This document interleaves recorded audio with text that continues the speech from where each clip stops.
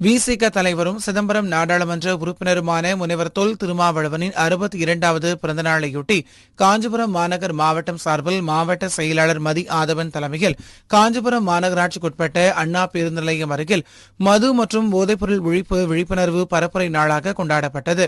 இவ்விழாவில் விசிக கட்சியின் வழக்கறிஞரணி மாநில செயலாளர் போராளி பார்வேந்தன் கலந்து கொண்டு பொதுமக்களுக்கு பிரியாணி மற்றும் வேட்டி சேலைகள் வழங்கி மது மற்றும் போதை ஒழிப்பு விழிப்புணர்வு உரையாற்றினார். இதில் நகர செயலாளர் பாலாஜி, நகர பொருளாளர் வினோத்குமார், கட்சியின் முன்னாள் மாவட்ட செயலாளர் பாசறை செல்வராஜ், மண்டல துணை செயலாளர் சேகர், மாவட்ட துணை செயலாளர் திருமாதாசன், தொகுதி துணை செயலாளர் ஸ்டான்லி, மகளிர் விடுதலை இயக்கத்தின் மாவட்ட அமைப்பாளர் இந்திரா, அம்பேத்கர் விளவன் நகர துணை செயலாளர் உதயகுமார், பொறியாளர் அணி மாவட்ட அமைப்பாளர் லெனின் பாரதி, செவிலிமேடு விஜயன், KG கோவிந்தராஜ், நகர நிர்வாகிகள் வாசு, ஜேம்ஸ் உள்ளிட்ட ஏராளமானோர் கலந்து கொண்டனர்.